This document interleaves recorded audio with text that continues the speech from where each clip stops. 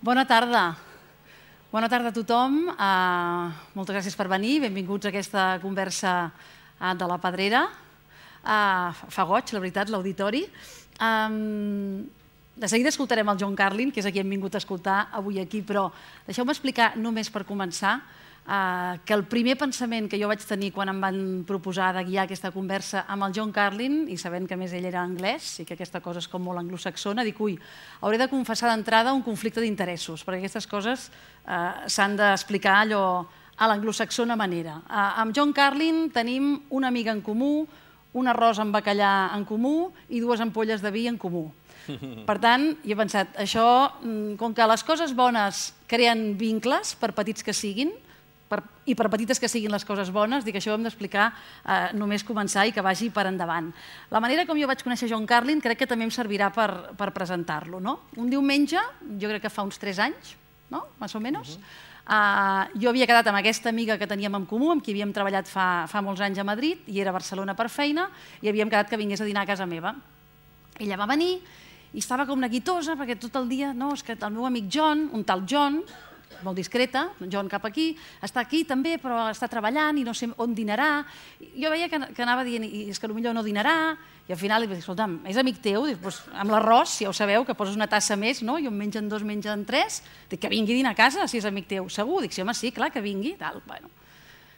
Arriben, estem preparant l'arròs, truquen al timbre, vaig obrir, obro, i em trobo John Carlin al meu portal, diguéssim, no? Jo vaig fingir naturalitat màxima, Yo también, ¿eh? Cero impressionada, no? Yo cuando te vi a ti... Ara no m'impressionaré jo, perquè hi ha John Carlin a casa meva. Jo, bueno, no, endavant, John, dic, aquest és el John.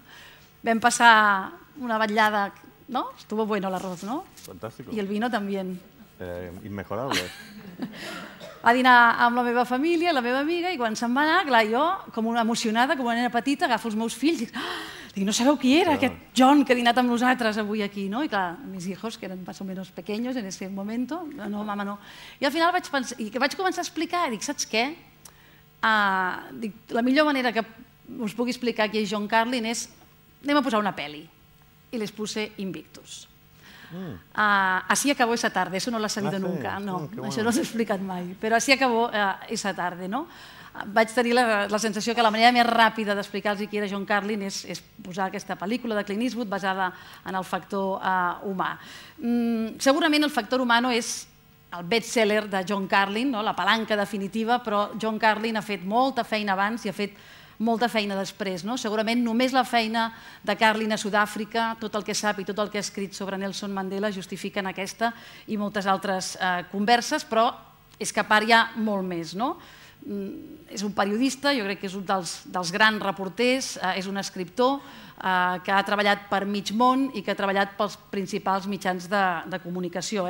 Me voy a dejar la tira, però BBC, The Times, The Independent, New York Times, The Observer, El País, el Financial Times, revistes diverses, ara el podeu llegir a La Vanguardia i a Clarín, televisió, ràdio, documentals, ara em deia que està molt focalitzat als documentals, mirarem que ens expliqui exactament què està fent, llibres per descomptat i moltíssimes entrevistes. Jo crec que ja sigui parlant de política domèstica, del Brexit, de Trump, del procés de pau a Colòmbia, de Nicaragua, del que sigui de futbol, hi ha una mirada Carlin. Jo crec que John Carlin té una veu i això, en literatura, però també en periodisme, és molt tenir una veu. I jo crec que, a més, hi ha una cosa més, que tinc la sensació, pel poc que el conec, que la de Carlin és una veu que està també disposada a deixar-se sorprendre i, per tant, una veu que està disposada a rectificar, si cal, a canviar d'opinió, a deixar-se, i això jo crec que també en periodisme, i més en els temps que corren, que són temps de conviccions molt fortes i a vegades les conviccions són enemigues de la veritat. A vegades és més perillós una convicció que una mentida per mirar d'apropar-te al màxim a la veritat, que amb tota la humilitat del món és el que ens dediquem quan mirem de fer periodisme. I jo crec que aquesta és la veu de John Carlin i, en tot cas, és la veu que ens disposem a escoltar tots junts avui aquí. Ni más ni menos que el título de la conversación es ¿Hacia dónde va el periodismo? Toma ya, una mica, ¿eh? O sea que, no sé, yo había pensado que quizá la manera de... Dime tú. No. La mejor manera de aproximarme a tu opinión sobre esa pregunta es saber si tú, si tuvieras que volver a empezar, te dedicarías a lo mismo. Sí, pero si empezara hoy, ¿Ah? o sea, mi hijo tiene 18 años, creo que le recomendaría que hiciera otra cosa. ¿De verdad? O sea, si yo empezara donde yo empecé, que he tenido la suerte de que me ha tocado como la fase final de una época dorada. Pero el periodismo escrito. O sea, ¿a dónde va el periodismo? Si yo le tengo que decir, si mi hijo me dice quiere hacer periodismo sí o sí, le digo, sé como Lidia, no como yo. No, métete en televisión y no en periodismo escrito. Televisión va bien, sigue con una moto. Y me estoy dedicando a esto ahora me dedico principalmente a estos documentales. Y es una época dorada para eso, ahora mismo. Luego hablaremos de si la televisión se dedica exactamente al periodismo ahora mismo, ¿eh? Pero bueno, ya entraremos en detalles para acabar de contestar a la pregunta. ¿A ti quién te inoculó el virus? Porque yo tengo la sensación que a los que nos dedicamos a esto siempre hay un momento, ¿no?, de inoculación de virus, que a veces es una cosa imperceptible de la cual te das cuenta años más tarde, ¿eh? Pero ¿hay algo o alguien o en algún momento que tuvieras la sensación de ¿es esto lo que quiero hacer? Bueno, hay una respuesta muy concreta a esta pregunta, y es que yo en la universidad no estudié periodismo, ni cuando estuve en la universidad hice periodismo, había muchos periódicos universitarios, ni se me ocurrió hacerlo. Y dejé la universidad y me fui a Buenos Aires y trabajé un par de años dando clases de inglés, que era lo obvio para ganarme el pan, pero sin ningún plan de vida en absoluto, mucho menos de trabajo. Y me iba a ir de Buenos Aires, era como, pues yo he estado ahí 2 años y medio, y era la dictadura militar, y era una época muy jodida. O sea, el régimen, ese Buenos Aires que conocí es el lugar más siniestro en el que he vivido, y he vivido en lugares bastante siniestros. Pero bueno, me interesé mucho por el tema de los desaparecidos, y había un periódico ahí, el único, que hablaba que denunciaba la dictadura militar y hablaba de las palabras desaparecidos. En periódicos como Clarín y La Nación no usaban la palabra desaparecido ni otro contexto por si acaso. Entonces este periódico me gustaba y lo leía. Y era en inglés, que es una cosa muy extraña, pero que de cierto modo era el periódico más valiente y casi más influyente del país, curioso. Pero yo me iba a ir de Buenos Aires, ya decidí que quería dedicarme a hacer un trabajo serio, estaba pensando precisamente en volver a Inglaterra y hacer televisión. Y me entero que hay un trabajo en el Buenos Aires Herald. Y esta es una forma muy larga, perdona, pero de llegar a responder a tu pregunta de manera muy concreta. Me entero que hay un trabajo en el Buenos Aires Herald y entonces me presento, pero no en plan muy serio, porque ya tenía billete para volver dentro de un par de semanas a Inglaterra. Dije, bueno, vamos a ver, estoy en plan medio, no sé, cachondeo casi. Y entro en la redacción del Buenos Aires Herald, y tenía que atravesar la redacción. Al final había una especie de jaula de cristal donde me iban a meter para hacer una pequeña prueba de que sabía escribir en inglés y que más o menos entendía español. Y entonces entro ahí en plan relajado, me da igual, y camino como 5 metros y a mano izquierda, detrás de una máquina de escribir, veo una chica guapísima.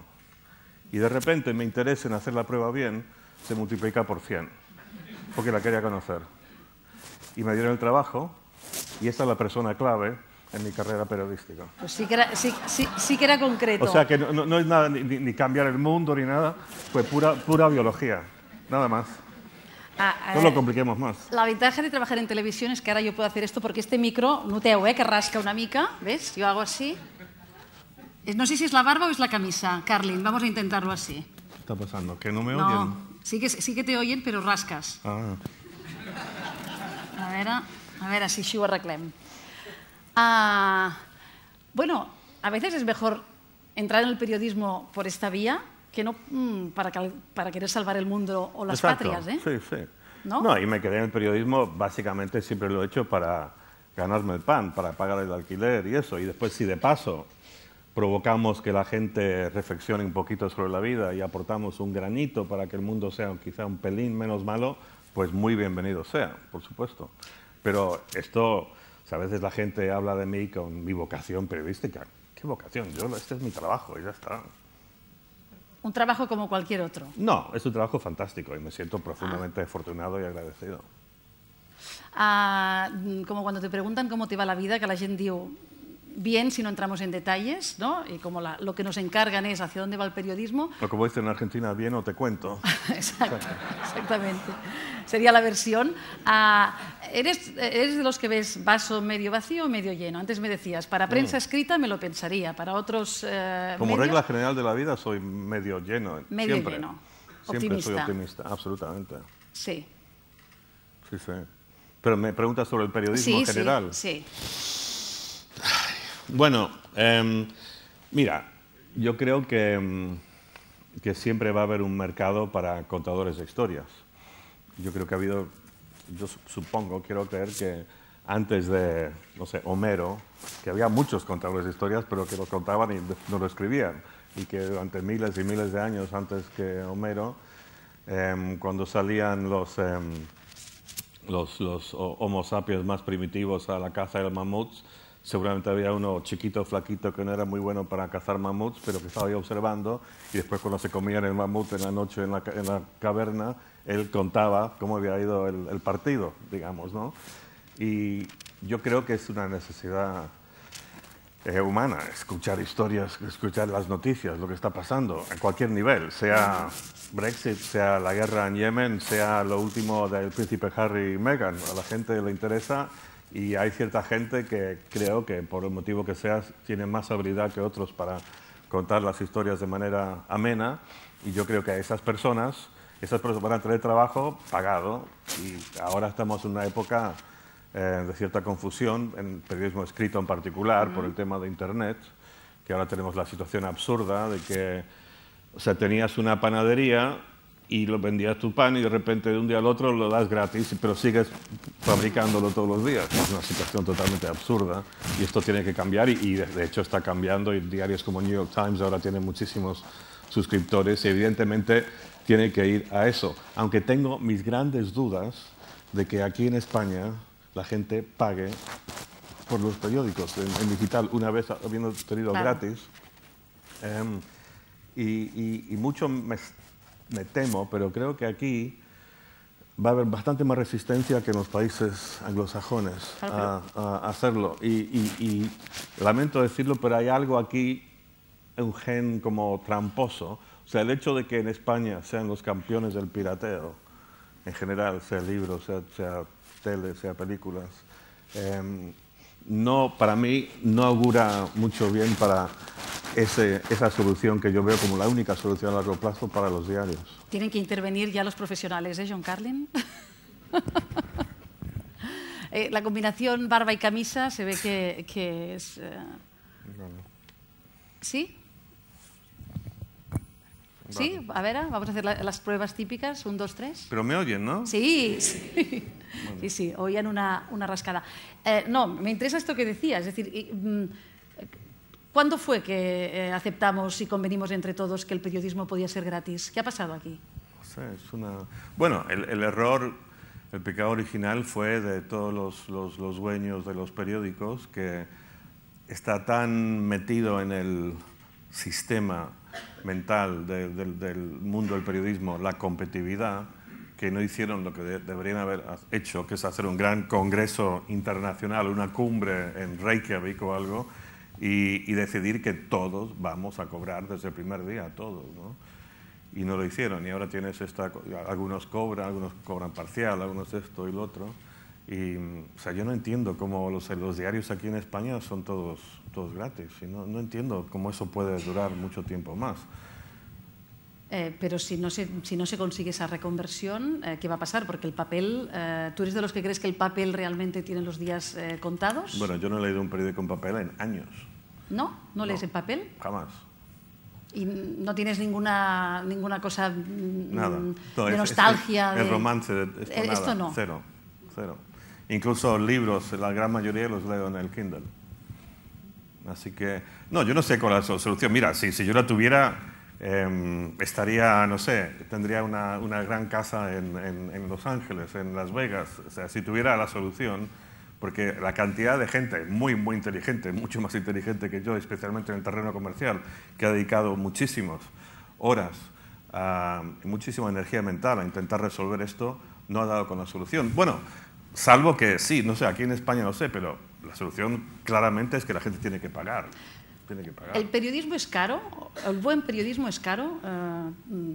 Bueno, buen periodismo. Depende de lo que quieras decir con buen periodismo. ¿Cuál es tu definición de buen periodismo? Yo tengo una definición muy poco glamurosa de periodismo y siempre lo digo, ¿eh? Para mí es explicar las cosas que pasan. Con suerte miramos de explicar por qué pasan, ¿no? O cómo pasan. Sí. Y después a mí me gusta bastante aquel clásico de periodismo es publicar algo que alguien no quiere que se sepa, ¿no? Y lo demás son relaciones públicas. Sí. Son las dos cosas, ¿no? Sí. Lo digo en el sentido de ¿no? Nos hemos creído todos que el periodismo el periodismo, el fruto del periodismo podía ser gratis, ¿no? Y los digitales son una prueba. Y después está que el periodismo es caro y requiere tiempo. Y yo creo que son dos cosas, dinero y tiempo, que en estos momentos las empresas les cuesta mucho. Sí, no, evidentemente. O sea, si quieres hacer un buen reportaje, bueno, primero necesitas a alguien que lo cuente bien y que haga el trabajo de investigación bien, y esa persona hay que pagarle un sueldo decente. Eso para empezar. Quieres buscar un cierto grado de excelencia en la cuestión más elemental periodística, y después hay que ir de viaje a lugares y sí, por supuesto, que se necesita mucho dinero. Tú has ido a muchos lugares de viaje, digamos que una buena parte de tu carrera ha sido el ser corresponsal, ¿no? En partes muy, muy, muy diversas. Tú decías, me da la sensación que estoy viviendo el ocaso, ¿no? De una época dorada como periodista. No sé si ser corresponsal cuando tú empezaste a serlo y serlo ahora... Bueno, a eso me refería cuando te dije que no me arrepiento para nada, que lo haría otra vez, porque tuve la suerte de vivir en la fase, no sé si final, yo creo que seguramente esto se va a recuperar, pero ahora estamos en una especie de pozo, ¿no? Pero cuando yo empecé en el periodismo, esto de ser corresponsal y que vas de corresponsal y como un diplomático te pagan la casa y si tienes hijos te pagan el colegio privado del hijo y te pagan el coche y todo esto. Esto es lo que yo tuve cuando estuve en Washington, en Sudáfrica, en Nicaragua, en México. Y no es que lo tuve solo yo, sino que muchísimos. O sea, yo empecé en el Independent de Londres, que se fundó creo que fue en octubre o septiembre de 86, y el periódico empieza de cero en un mercado muy competitivo, y teníamos 25 corresponsales de plantilla. O sea, todos con su casa en Estambul, en Moscú, en esto. Y eso hoy es inconcebible. Salvo que seas en New York Times o 3 o 4 periódicos muy establecidos, ¿no? Entonces yo tuve mucha suerte.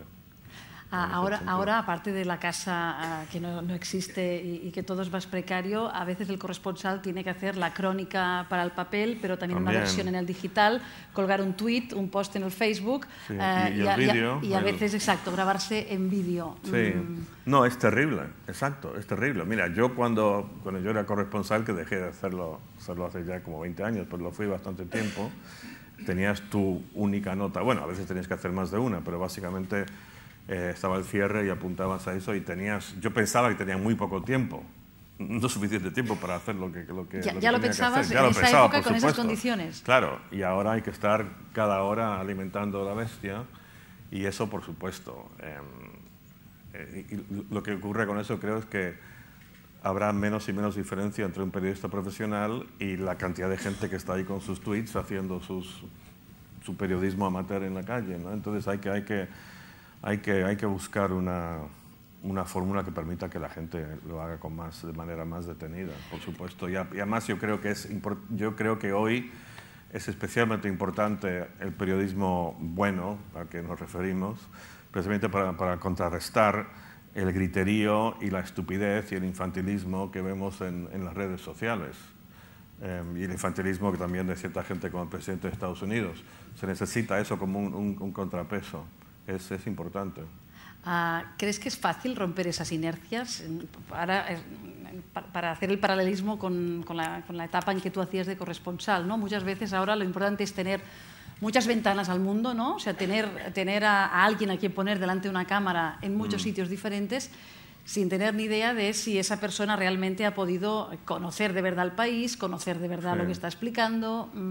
El problema es si la audiencia después detecta esa diferencia, ¿no? Y si realmente está dispuesta a pagar un poco más por algo o por alguien que le dé un poco más. Bueno, pero yo creo que sí. O sea, el caso New York Times es muy interesante. New York Times, vi hace poco que han llegado a 4 millones de suscriptores que pagan aproximadamente $20 al mes. Y estos han crecido muchísimo, se han beneficiado muchísimo de la era Donald Trump, de que la gente, dentro de tanto griterío y tanta idiotez, quiere un periódico que ponga un poco los pies en la tierra y que se pegue a la verdad. Iremos después al griterío, ¿eh? No creas que lo estoy esquivando el griterío, pero me lo guardo para un poco más adelante. De tu faceta de corresponsal, una etapa clave es la etapa en Sudáfrica, ¿no? La etapa ligada a Nelson Mandela. Me gustaría que hablaras un poco de esos años, ¿no? Cuando miras hacia atrás y los recuerdas, ¿cómo los recuerdas? ¿Qué impronta han dejado y cómo crees que te han marcado en el fondo? Bueno, lo primero que pienso, como en casi todo, cuando miro atrás en mi vida y lo veo con más claridad, cuando más mayor me hago, es el factor suerte, lo tremendamente vital que ha sido en mi vida. Uno quiere pensar, y si uno es afortunado como gente como nosotros, que comemos bien y que tenemos un cierto nivel educativo, pensamos que tenemos un cierto control de nuestras vidas y miro para atrás y veo que poquísimo. Fue por total casualidad que yo acabé en Sudáfrica. O sea, yo no tenía ningún interés previo. ¿Cómo llegas ahí? Bueno, como casi siempre en mi vida, en algún momento hubo una mujer que fue clave. No voy a entrar ahora en detalles, pero digamos que si no me hubiera enamorado de determinada persona en Nicaragua y si no me hubiera casado con ella, si no la hubiera conocido un día por casualidad en Nueva York, lo más probable es que yo no hubiera acabado como corresponsal en Sudáfrica. Y así es como funciona la vida. Así funciona la vida. Así, eso para empezar. Segundo, había un rival dentro del periódico, el Independent, que quería el trabajo de corresponsal en Sudáfrica desesperadamente. A mí me lo dijeron, ¿quieres ir? Dije, bueno, vamos. Y el tipo conocía a Sudáfrica muy bien y me lo dieron a mí. ¿Quién sabe por qué?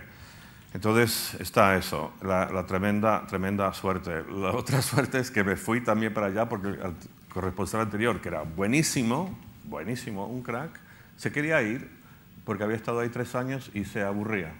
Se aburría de escribir otra historia más de las injusticias y el horror del apartheid sin ningún dinamismo en la historia. Llego yo y en mi primera semana el presidente blanco, por supuesto, de Sudáfrica, el apartheid, sufre un infarto y este es el momento también de suerte o de intervención divina, lo quieres llamar, que desató todo un proceso de cambio mucho más acelerado en Sudáfrica, con lo cual el otro se fue a la India, donde no pasa nada nunca, y yo de repente estaba en una de las historias más dinámicas y emocionantes del planeta. Estuve para la liberación de Mandela y después 4 años esquizofrénicos en los que había una tremenda y atroz violencia en los poblados negros alrededor de Johannesburgo y al mismo tiempo en paralelo negociaciones súper civilizadas entre el gobierno y el Congreso Nacional Africano de Mandela. Y mi vida era así, yo por la mañana iba a cubrir la masacre, a entrevistar a la gente cuyo hijo acaban de matar, o sea, todos los días, era como ir a la oficina, me tocaba tocar en la puerta de una señora y preguntarle que me cuente qué pasó, cómo mataron a su hijo, a su marido, esto era permanente. Y después por la tarde iba a un lugar súper civilizado que podía haber sido Naciones Unidas a ver las negociaciones. Y entre medias tuve la enorme suerte de... Bueno, primero como periodista estás en primera fila observando el fenómeno Mandela, que es de lejos el hombre más... el líder político más admirable que he conocido en mi vida, y eso lo supe desde el primer día que lo vi, supe que estaba en la presencia del líder político más extraordinario que había visto o que jamás vería en mi vida. ¿Por qué? Lo supe inmediatamente. Bueno, ¿no dijimos que no íbamos a hablar de Mandela antes? O sea, bueno, vale. No, a ver, yo estuve ahí para su día de liberación, que fue un día de noticias brutal. O sea, lo recuerdo más que un día así emocionante, un día de mucho trabajo.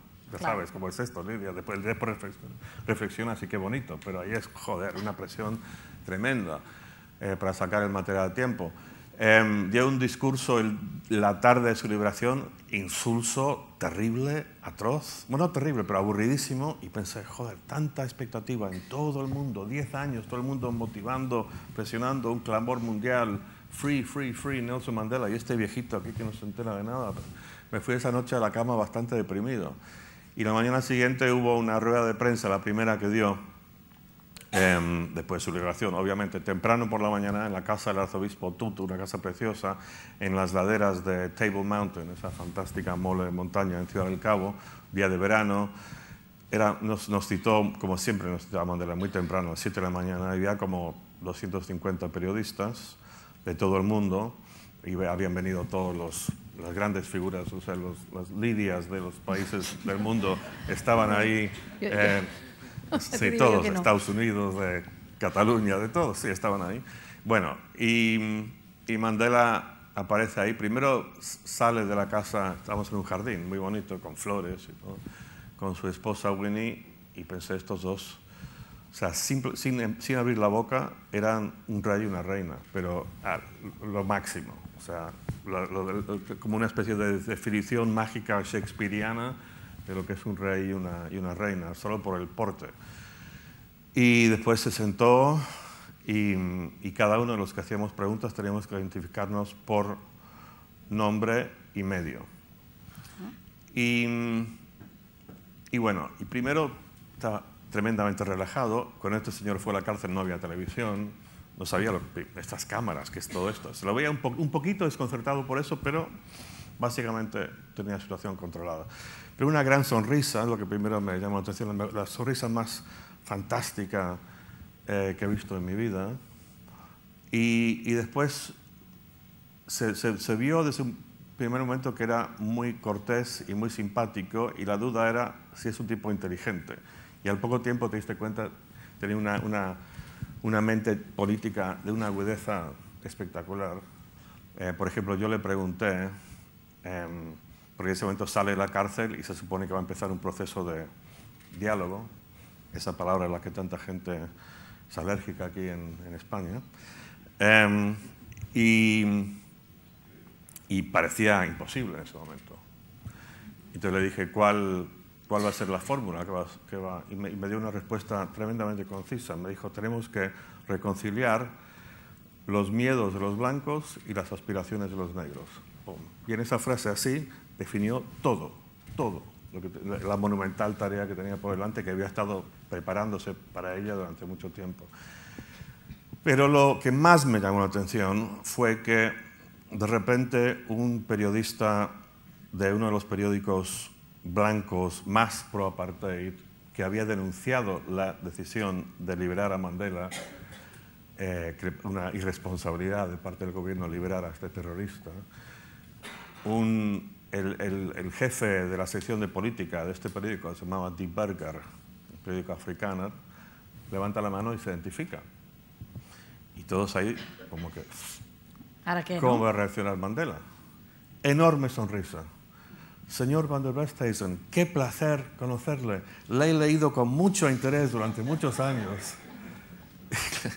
Y pues después se anima otro de los de la televisión oficial, y pro-apartheid, y también se identifica, y el tipo, y Mandela le ve otra vez, sí, lo he visto en televisión, qué placer, sí, yo lo imaginaba un poquito más gordo lo que es usted ahora, lo veo muy bien, y así todo, y lo que estaba haciendo ahí era conquistar, desarmar a su rival a través de los medios, y lo hizo, o sea, dentro de una semana.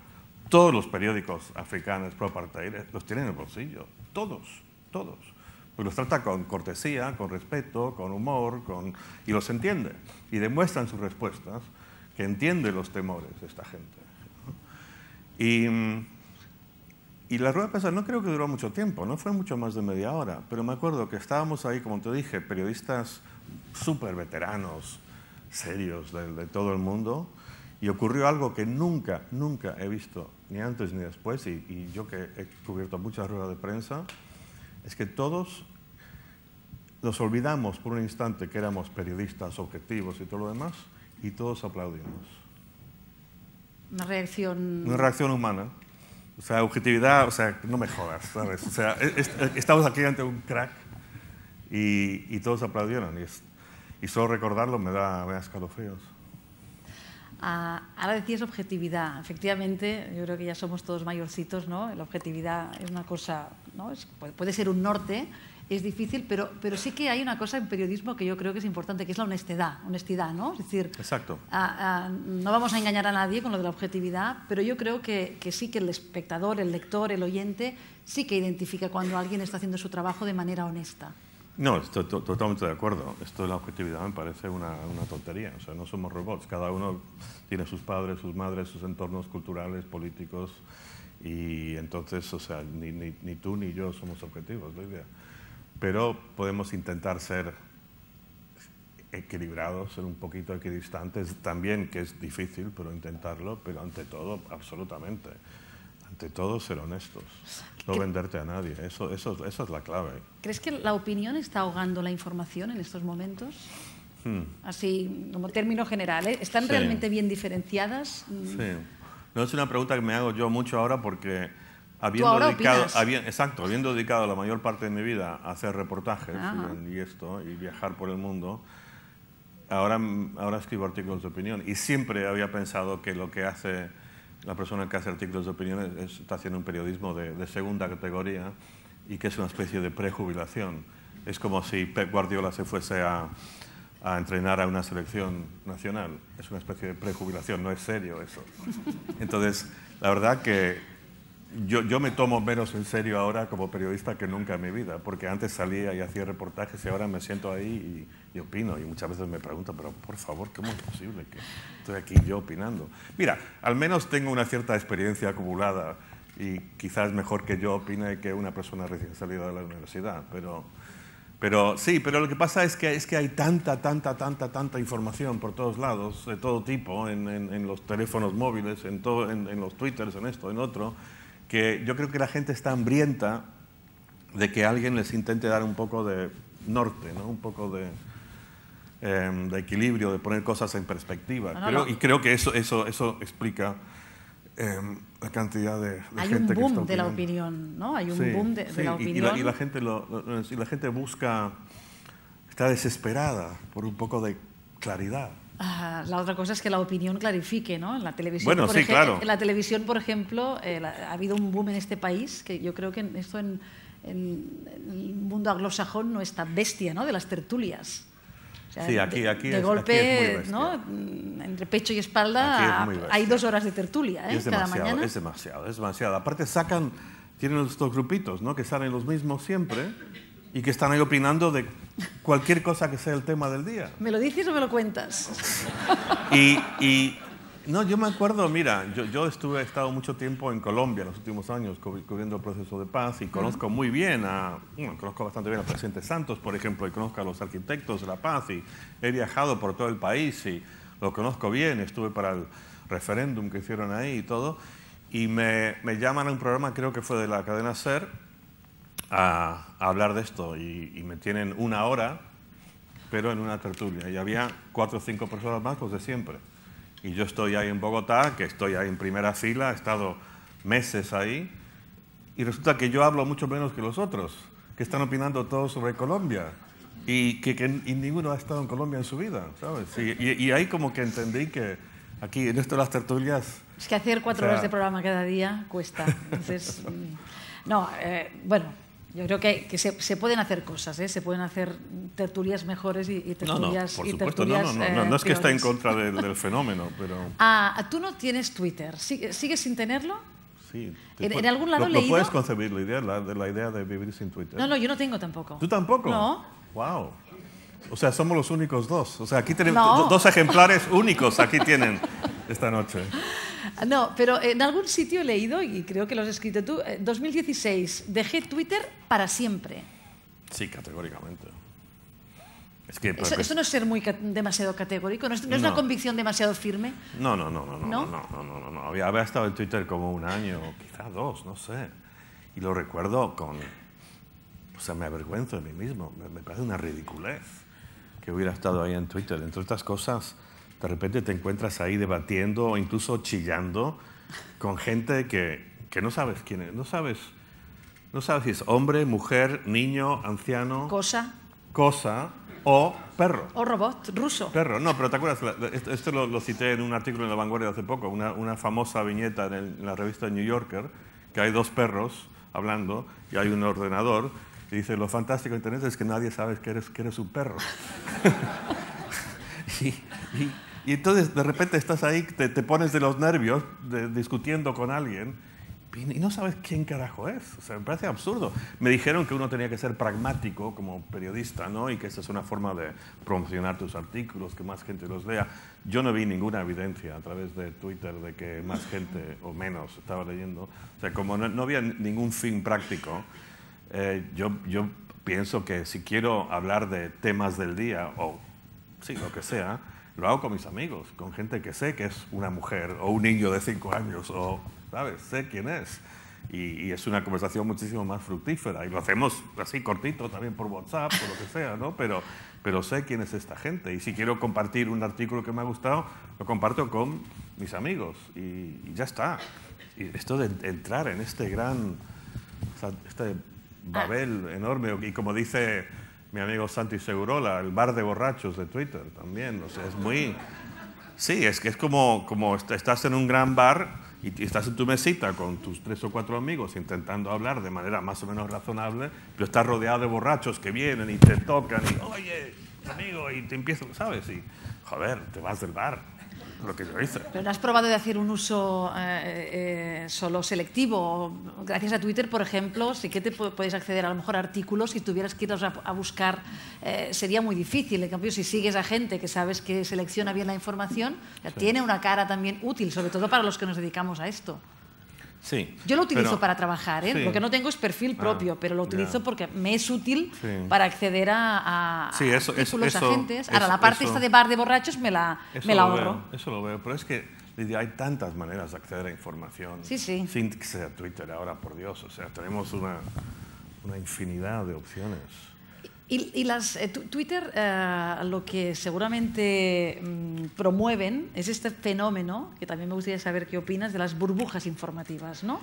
Es decir, claro, gente que se rodea de gente que piensa como ellos, que les dan la razón, claro, o que consultan y consumen medios de su entorno. Eso, las redes sociales muchas veces, que podrían servir para todo lo contrario, porque la grandeza es que también está todo. No, esa era la teoría. Esa era la teoría, ¿no? ¿Y qué ha pasado aquí? Entre teoría y práctica, ¿qué nos hemos perdido? No, vas a Twitter y tal por reforzar tus prejuicios.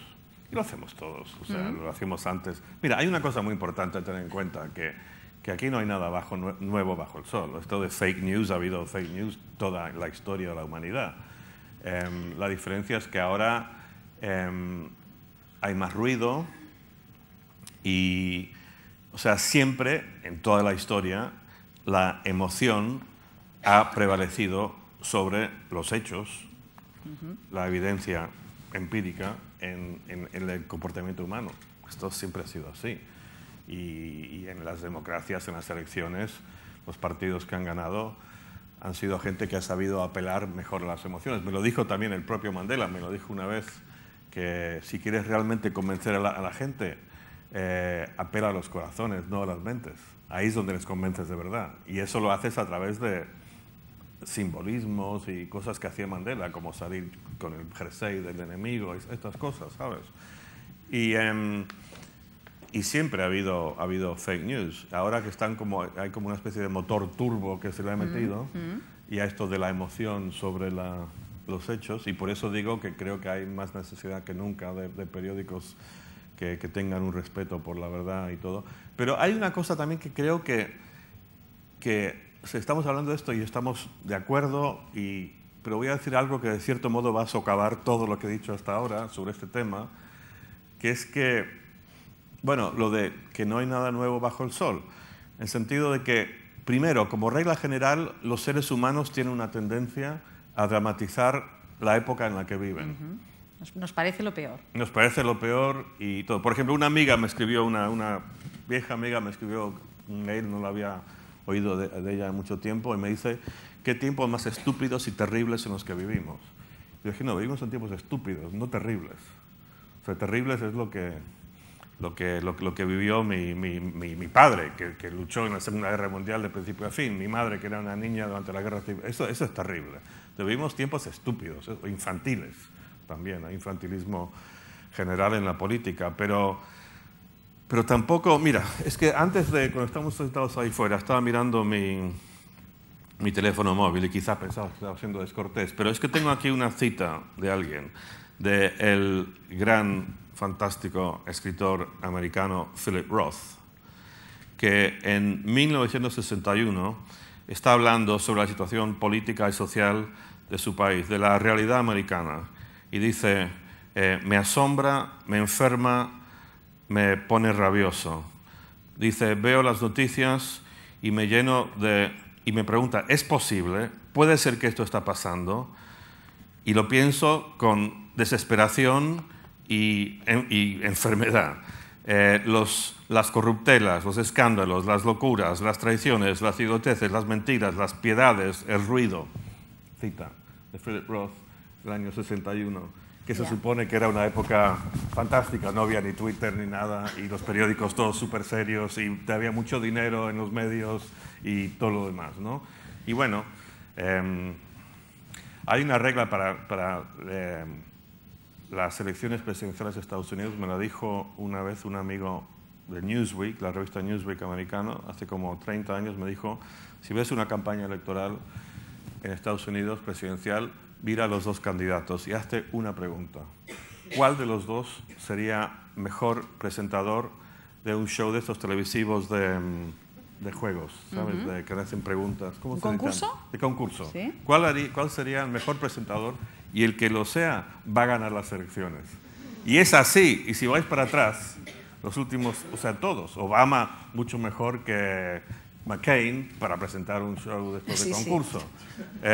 Trump infinita mejor que Hillary. Aparte lo hizo, coño. O sea, la verdad, ahí se demostró la verdad. Y si vas para atrás, Ronald Reagan contra estos pobres ositos, no me acuerdo su nombre, que los que estaban ahí, ¿sabes? Y así, siempre. Entonces, o sea, estamos hablando de que todo ahora es muy banal y muy infantil, como acabo de decir yo ahora, pero... Cada época lo ha tenido. Cada época lo ha tenido, y la diferencia ahora es que hay más ruido, más volumen, y quizá hablamos más del tema. Pero, o sea, fake news siempre hubo. La diferencia es que la gente los comentaba en los bares o en sus casas en vez de ahí tuitearlos. Claro, las fake news son las mentiras o las medio verdades o las medio mentiras de toda la vida, pero la aceleración no es lo que nos hace vivir esto con más angustia, John. Es decir, el hecho de...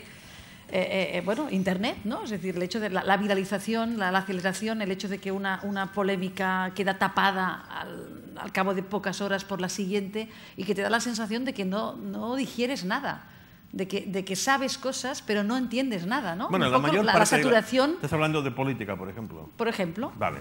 Pues no te olvides, Lidia, que la política es en el mundo un deporte minoritario, de interés de muy poca gente, gente rara como nosotros y gente que nos lee y ve en televisión, pero eso no representa, esto no es, tampoco es algo tan nuevo, y tú quieres que haya más rigor y más esto. Bueno, hay un público ahí que sí que está interesado en la política, y esa gente en general, por ejemplo, te hablo de Estados Unidos, ¿no? El caso del enorme ascenso de suscriptores New York Times, va a leer un periódico que es absolutamente lo más serio que hay, o sea, peca incluso a veces de demasiado serio, para mi gusto. Pero bueno, entonces yo no sé si hay que desesperarse. ¿Dramatizar tanto? tanto? Yo creo que, o sea, gente sigue leyendo periódicos que son relativamente serios, como, no sé, el Times de Londres, el Financial Times, El País, La Vanguardia, el New York Times, tienen un público. Y gente viene a escuchar a gente seria como tú y yo, Lidia. Vienen, mira, qué alentador que es esto. No sé, yo creo que hay motivos para no desesperarse, digamos. Yo estos días tengo una crisis con el tema del Congreso de los Diputados e incluso del Parlamento de Cataluña, ¿no? O sea, veo claramente que se han convertido en platós de televisión, los actores políticos lo saben y lo utilizan, ¿no? Y siempre tengo la sensación de ellos nos utilizan a nosotros les utilizamos a ellos. ¿Por qué no hablamos de Cataluña y de la independencia y de Brexit? ¿Por qué no podemos hablar de esto? La gente ya está aburrida de esto. Hombre, un poquito sí, ¿eh? Sí. No, de lo que quieras. Oye, y el guión es para romperlo. Sí. ¿Te apetece hablar de Cataluña?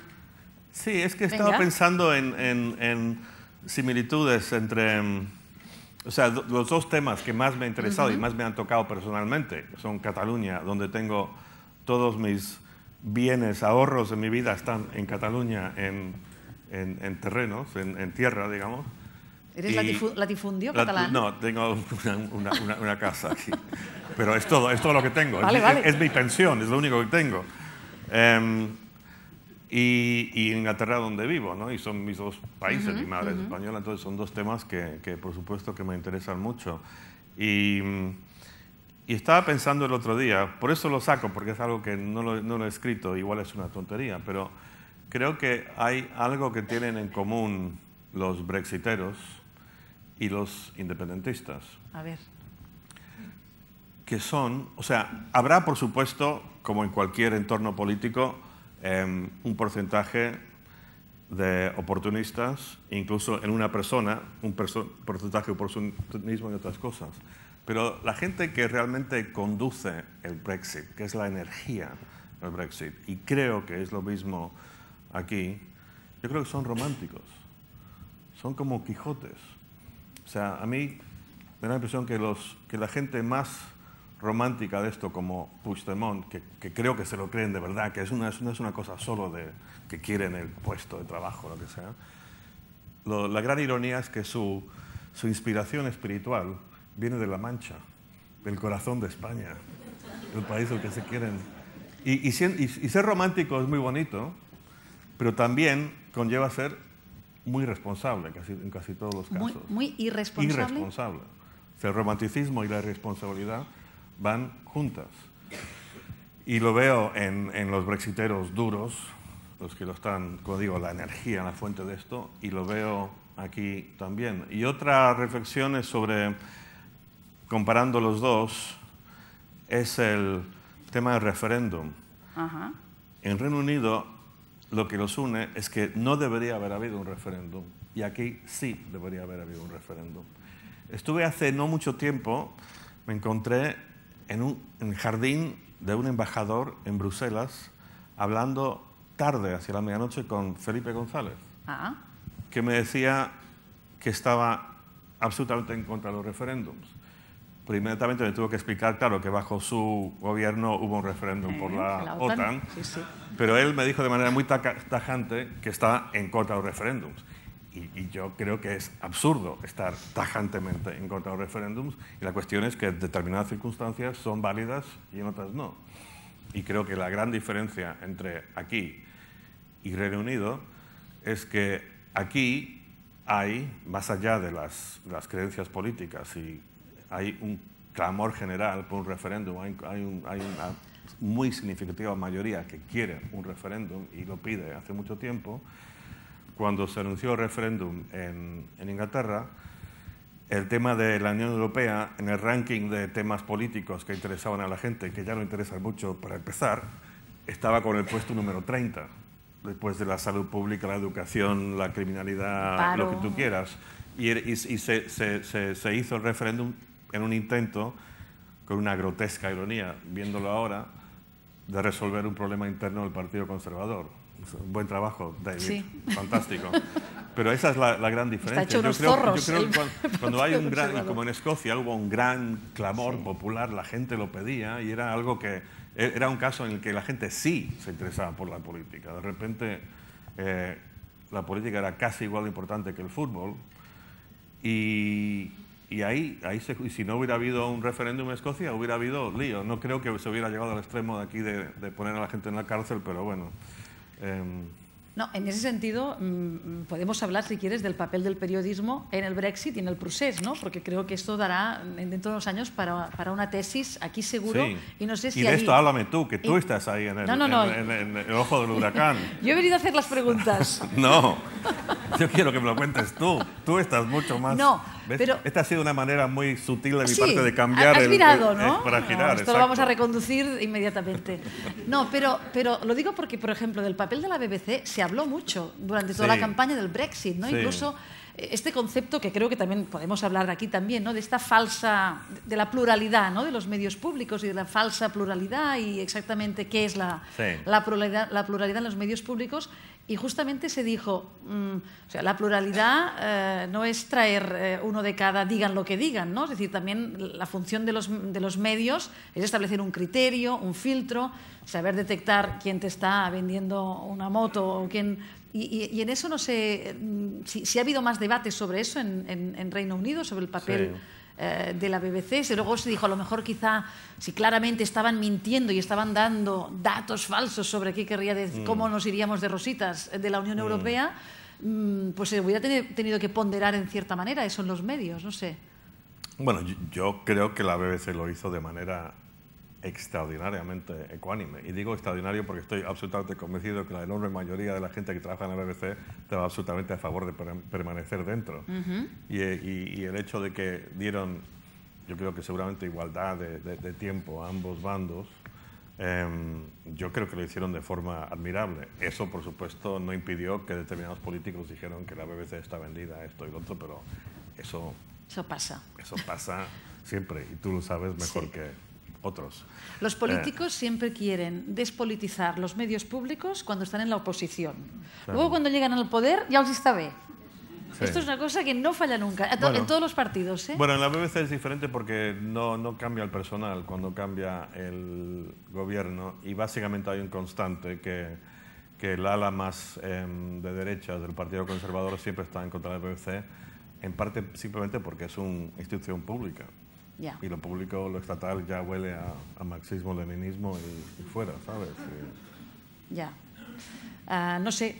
También... Pero mira, el fenómeno de esto que dices, de filtrar y todo, hay yo creo, una gran ironía en Estados Unidos, que la misma prensa, los mismos medios de comunicación que les parece absolutamente aberrante que Trump haya llegado a la presidencia, son los mismos que durante toda la campaña presidencial sintieron una atracción magnética hacia él y le dieron un espacio en las teles y en los periódicos. Porque daba audiencia. Porque daba tema.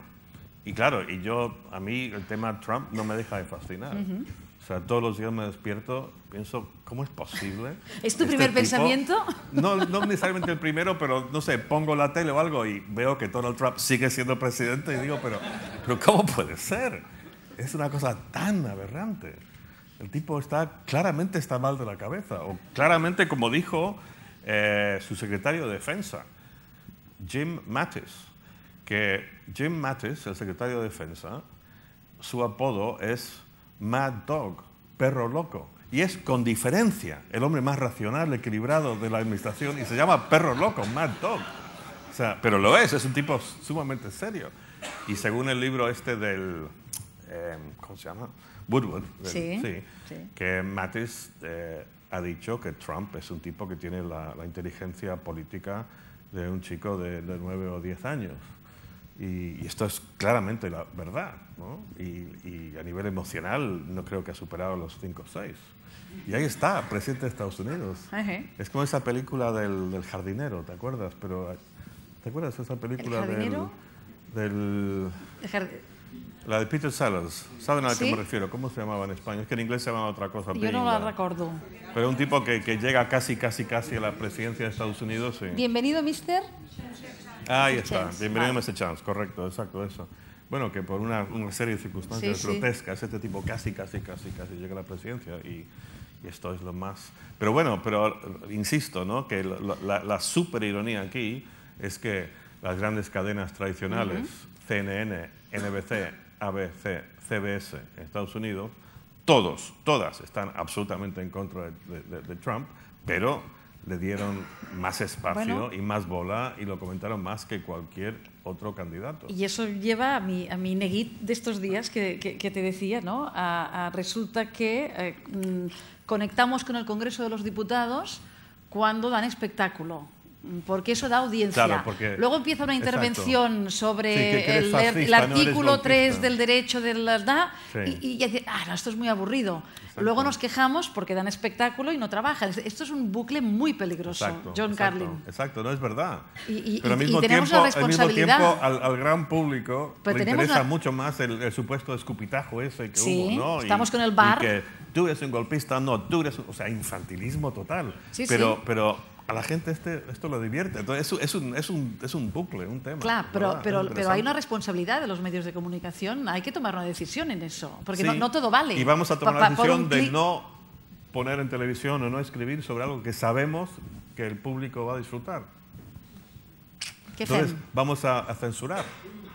Eso sería censura. Esto a los niños, el público niños, no les va bien ver esto del escupitajo y no sé qué. Y la última tontería que dijo Josep Borrell o algo. No, mejor no, porque va a causar daño. Ahí entramos en terreno muy peligroso. Claro, ¿y qué fem? Pues, como dice el Times de Londres, publish and be damned. Publica y al infierno, lo que haga. O sea, ya está, al carajo, vamos. Después y después que la gente, no sé, hay que tratar a la gente como adultos, a que no lo sea y no lo sea.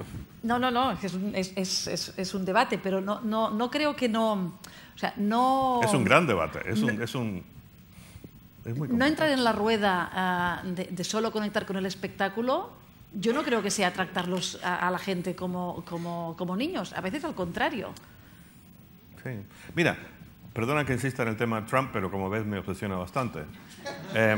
Pero, o sea, cada vez que Trump saca uno de sus tweets, que los pone a las 3:30 de la mañana, quién sabe qué. Si tuvieras Twitter le podrías contestar y pelearte con él. Y todos los tweets, que cualquier pendejada a las 3:30 de la mañana es noticia. Y se arman tertulias de 5 horas para discutir, analizar ese tweet.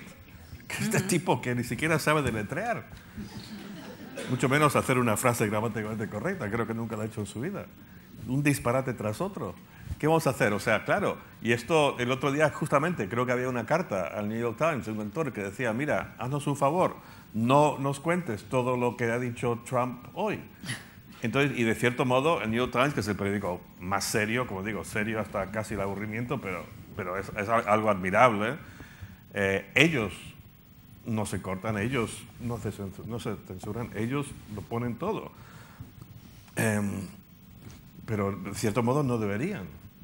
Pero yo no tengo la respuesta a esto. Habrá mentes más lúcidas que yo y la mía que lo pueden hacer. Antes decías, las fake news no son nada nuevo, toda la vida ha habido.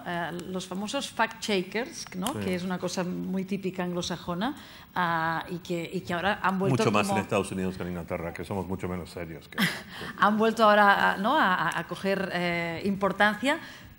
Pero en el fondo yo pensaba que eso era el periodismo de toda la vida, ¿no? Intentar contrastar las fuentes y explicar algo que sea verificable. Sí. También estamos descubriendo la sopa de ajo ahora, ¿no? ¿No iba de esto, lo nuestro? De explicar lo que pasa y de que sea lo más cercano posible a la verdad y de intentar contrastarlo y comprobarlo. Bueno, es que esto de contrastar es muy difícil cuando tienes esa presión de tiempo a la que te refieres tú. Y tampoco... Esto siempre ha sido tan perfecto. Mira, te digo, yo estuve corresponsal en Washington antes de el frenesí, de estar ahí produciendo cosas cada 2 por 3. Pero yo trabajaba por un periódico inglés, con lo cual el cierre era como la 1 de la tarde. Entonces, hay una noticia esa mañana.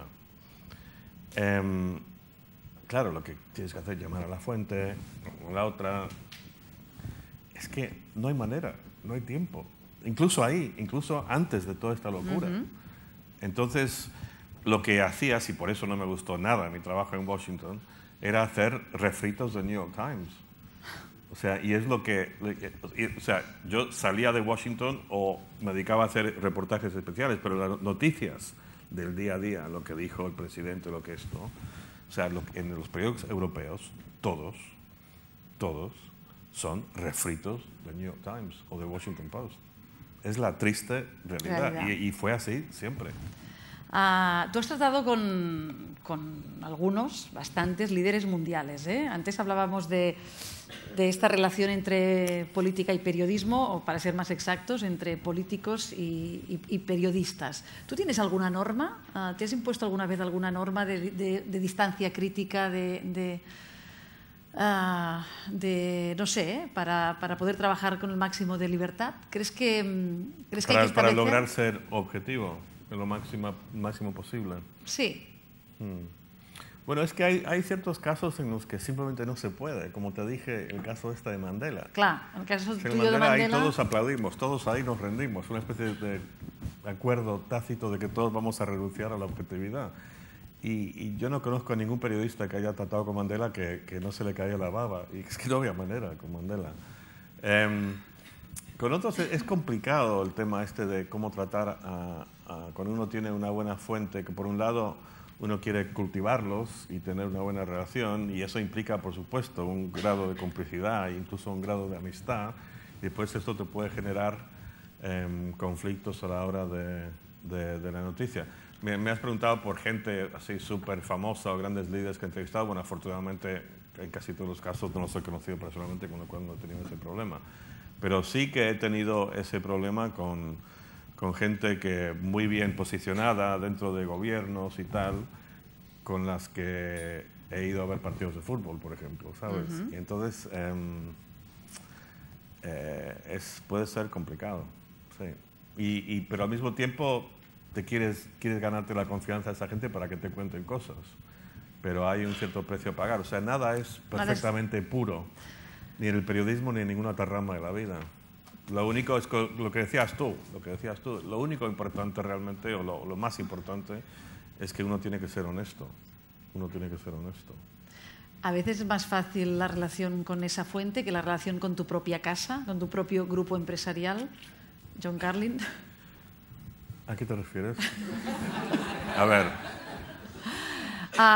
No sé, es la oportunidad para que... ¿Quieres hablar del tema del país? Bueno, no, es decir, quiero saber si, ¿no? Volem que ens expliqui què va passar amb el país. Sí.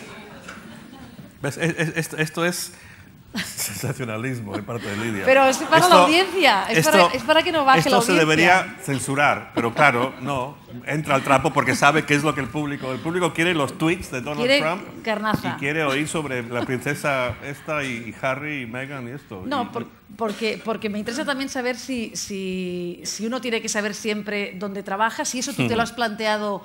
Es decir, si a partir de entonces tú eso te lo planteas, mira, si la autocensura es una cosa en la que todos... Mira, te puedo decir una cosa, que yo nunca jamás me he autocensurado en mi vida. Y yo creo que seguramente si he pecado de algo ha sido de ser excesivamente franco, incluso excesivamente bestia. Pero yo siempre, en lo que he hecho como periodista, he sido muy, muy, muy directo, y lo he hecho en condiciones en las que... O sea, no quiero aquí empezar a fanfarronear, pero en situaciones en las que mi vida ha estado en riesgo, y lo ha estado, y he tenido amenazas de muerte y todo, y jamás me he cortado. Y mira, yo trabajé en el Independent desde el día que se fundó durante 12 años, y que ahora es un periódico que está de capa caída, pero fue un súper gran periódico internacional. Y jamás nadie, ni remotamente, me dijo por dónde tenía que ir, cuál era la línea editorial. Si había una, yo no era consciente de ella. Yo era uno de los corresponsales ahí importantes del diario. Nadie me censuró nada, nunca. Me publicaron todo. Y lo que vi al final aquí es que la línea editorial era más político, más claro. O sea, en el Independent, y creo que no te digo de todos los periódicos anglosajones, ni mucho menos, pero en mi experiencia, había una noticia y la publicabas independientemente de quién ibas a ofender o no. Mientras que no tuve esa sensación cuando estuve en El País, por ejemplo. Incluso La gente habla que el país decayó mucho en los últimos años. Bueno, pero cuando yo empecé en el país, a mí me dieron en general total libertad, pero es porque casi todo lo que hacía era internacional. O sea, en tiempos de Franco decían que el periodismo, los corresponsales internacionales tenían muchísima libertad. Podías opinar a favor de Palestina o a favor de Israel, ahí no importaba, ¿no? Pero yo creo que tuve mucha libertad en general porque hasta que empecé a tratar temas de política doméstica española. O sea, cuando yo empecé en el país era un periódico muy vinculado al PSOE. Pero, por ejemplo, en Inglaterra el Daily Telegraph, que es el ABC, muy de derechas, pero si ellos consiguen una información de super mega corrupción en el Partido Conservador, o sea, ni se les pasa por la cabeza. No hacen cálculos políticos, ¿sabes? Pum. Y yo vengo de esa tradición. Y entonces cuando empecé a escribir sobre temas nacionales, que empecé realmente a hacerlo con una cierta regularidad hacia el final, ahí chocamos. Chocamos y hundidos, o sea, si jugáramos a barcos, es decir, el país no puede volver a ser tu periódico, o sí. No, never say never. Mira, para empezar ha cambiado todo el régimen ahí, como sabes.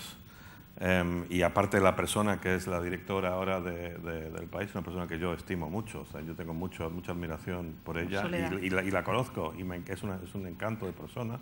Y creo que es una persona absolutamente íntegra y honesta. Yo jamás te voy a decir una mala cosa sobre Soledad Gallego Díaz. Pero dicho esto, no tengo ningún interés en volver a trabajar para el país, ¿no? Yo recuerdo alguna vez que has venido al programa y con el tema político, ¿no? El conflicto catalán, o mal llamado problema catalán, John Carlin siempre dice, ¿no? Cuando viene, que a veces aparece de estar unos meses fuera, dice, ¿pero qué, no? ¿Qué heu fet? ¿Qué ha pasado aquí? Y tú un día confesabas, digo, reconozco que hay gente en Madrid, amigos míos, civilizados, con los cuales podemos discutir de 1000 cosas, podemos no estar de acuerdo en muchas cosas, pero este tema es como un irritante, ¿no? Este tema no se puede tocar, es como una cosa... El tema catalán. Sí. Es tremendo. Y a mí me gustaría... Me interesa la mirada de alguien que se lo mira con mucha más distancia que nosotros, A mí ¿no? me gustaría que... O sea, si yo fuese el director de un periódico en España, yo... O sea, me buscaría mi mejor reportero o reportera, le diría, dedica un mes, o si es necesario 2 meses o 3, a responder un par de preguntas después de hablar con muchísima gente. Una es por qué tanta gente se quiere independizar de España. Preguntemos, hablemos con ellos. Y otro reportaje, por qué los catalanes caen tan mal en el resto de España. Esto a mí me fascina, esto. ¿Por qué caéis tan mal en el resto de España? Y es una realidad. Y esto lo veo yo mucho mejor que vosotros, los catalanes, porque tú vas a Sevilla, qué sé yo, o Madrid, y en general la gente es cortés en el trato, y te van a tratar de manera civilizada. Pero yo voy, y ahí yo claramente no soy catalán, y hablo con la gente, y la gente me dice lo que realmente piensa. Y es tremendo, es tremendo. Lo mal que caéis. Y esto ya más allá del tema independentista. Y esto lo digo después de haber vivido la mayor parte de los últimos 20 años en España y teniendo familia madrileña. Y no me refiero solo a mi familia, aunque también. ¿Les caemos mal también a tu familia? No, o sea, mira lo tremendo que es esto, que lo absurdo que es esto. Yo he dejado muy claro en todo lo que he escrito, dicho públicamente, que yo no estoy a favor de la independencia. No lo estoy. O sea, entiendo bastante bien por qué. O sea, entiendo algunos argumentos a favor. Y cuando veo a gente en la cárcel lo entiendo un poco mejor todavía. Pero en general, yo siempre me he mantenido muy firme que no estoy a favor de la independencia. Pero aún así, estoy con mi familia en Madrid durante Navidad y estoy, no sé, 3 días. No podemos sacar el tema. Porque si sacamos todo se va al carajo. O sea, acaba todo mal. O sea, no, feliz Navidad, no, triste Navidad. Y es tremendo. Y yo que básicamente comparto. Y yo básicamente compartí la posición del país, que claramente furiosamente independentista. El problema mío es que yo estaba lo suficientemente furioso contra el independentismo. Tienes que odiarlos. O sea, no tienes que simplemente ser un poco, ¿no? Y a mí me parece tremendamente interesante el tema de por qué los catalanes caen tan mal el resto de España. Quisiera leer un reportaje a fondo sobre esto. Mira, por ejemplo, hace unos 4 o 5 años fui a Cádiz. Me dieron un premio de algo y la gente que me dio era gente más bien progre o PSOE o tendiendo más hacia Podemos, y fui a comer con una docena de ellos y hice la pregunta: ¿quién nos cae mejor, los catalanes o los vascos? ¿Qué pregunta más estúpida? O sea, obviamente nos caen mejor los vascos. ¿Qué me estás diciendo? 12 personas.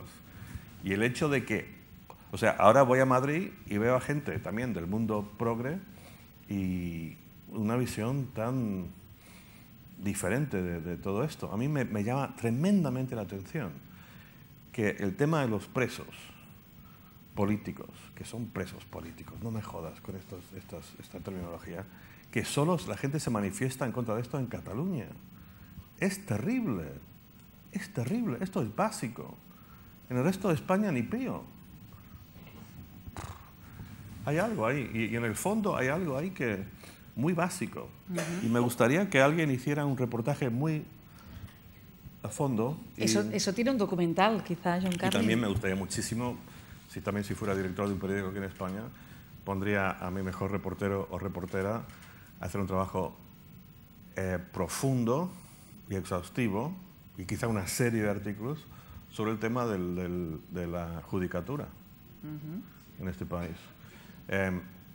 Obviamente tiene que haber muchísimos jueces y juezas que son gente perfectamente imparcial y todo lo que tú quieras, pero hay algo, o sea, una cosa que he tardado en entender es que en España el corazón de las tinieblas está en esos determinados jueces. Ahí está el corazón de las tinieblas, ahí está la gente que está anclada en el pasado. Y me gustaría saber qué pasa con ese sistema, cómo es que esto ocurre, que España, por lo demás, es un país tremendamente moderno en muchas cosas, en la vanguardia de tantas cosas sociales y absolutamente una democracia, o sea, impecable, ejemplar en muchísimas cosas. Pero ahí siguen estos. La transición en el Poder Judicial, ¿no? Seguramente no se hizo... Exacto, algo así. Pero como no tengo la respuesta, me gustaría... ¿Documental? Sí, un documental o lo que sea. Sí, algo, pero que alguien lo haga. Creo que es la historia que clama al cielo, que hay que hacer aquí en España. Te cito, John Carlin, esto lo has escrito tú, a ver si te reconoces. Sí. El fútbol resuelve la necesidad humana de despreciar, temer u odiar al vecino de la manera más sana, menos arriesgada que se ha inventado hasta la fecha. Salvo en Argentina.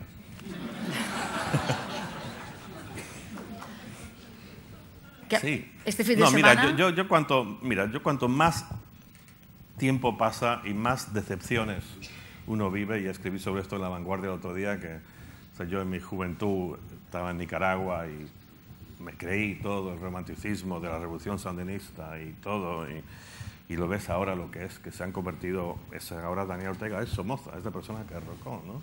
Entonces, esto los desengaños de la edad es inevitable. O sea, yo no soy la primera persona ni la última, esto es eterno. Pero estoy tan agradecido de tener el fútbol como un refugio y consuelo de la estupidez humana. Tan agradecido. Y además, hay gente que hoy un par de periodistas me dijeron que por qué estaban tan mal vistos los periodistas deportivos. Pues están mal vistos, no por mí. O sea, yo creo que para ser un periodista deportivo bueno en casi cualquier país, y aquí no es diferente, creo que hay que tener un grado de conocimiento y de análisis superior a un periodista político, porque la gente sabe muchísimo más de fútbol que de política. Eso sí que no es un deporte. Hagamos un referéndum sobre ¿no? quién tiene que estar en la selección nacional. Ahí sí que la gente sabe de qué está votando, ¿sabes? Y por cierto, yo me pregunto, no sé, tú dime, Lidia, pero si... A ver, no, te digo yo esto, el Brexit.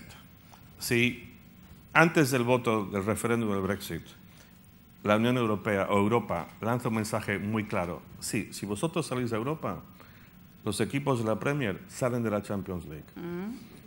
Hacen eso. ¿Tú crees que va a ganar el Brexit? Pero jamás. O sea, dicen, mira, ni siquiera nos molestemos en hacer el referéndum, coño, ¿sabes? Entonces, esto lo tengo clarísimo en Inglaterra, pero clarísimo. Y encima no vais a poder tener jugadores europeos. O sea, olvídate, es que no hay tema. Entonces, para demostrar la importancia del fútbol, es que no es algo menor. Entonces, te pregunto a ti, aquí, si en un referéndum, se hace un referéndum sobre esto, o se dice, mira, la condición de hacer un referéndum, incluso, ni siquiera antes si lo hay, es que Messi se va a ir al Real Madrid. ¿Influiría? No, poca broma que de eso se llegó a hablar, ¿eh? Este debate se tuvo, ¿eh? Sobre qué pasaría con el Barça. Pero imagínate que Messi sale, o sea, es muy hipotético, por supuesto, pero que dice, en el caso de que, no sé, voten por la independencia, yo me voy al Real Madrid. Hombre, habría debate, ¿eh? Habría debate, aparte de un debate informado, la gente sí que sabría de qué estamos hablando. Efectivamente. Entonces, a lo que voy es que el fútbol es algo muy importante, algo que dice, no sé si Michael Robinson o Valdano, que los dos son buenos amigos míos, pero uno de los dos creo que dijo la famosa frase que el fútbol es lo más importante y lo menos importante del mundo. No me jodas, es lo más importante. Y es lo más importante, ¿sabes por qué?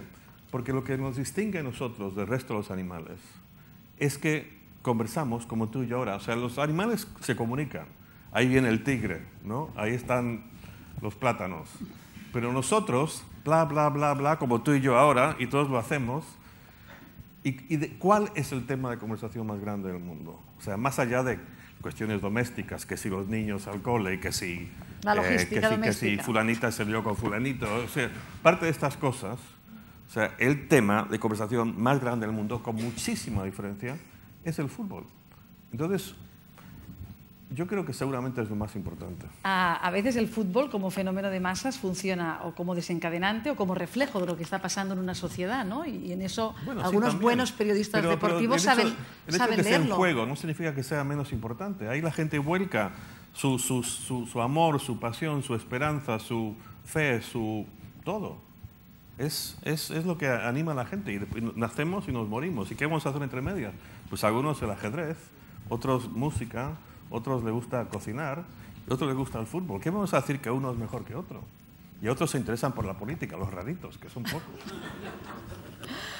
John Carlin, muchísimas gracias por venir a La Pedrera. Y a algunos les gusta conversar, y em sembla que John Carlin es un gran conversador.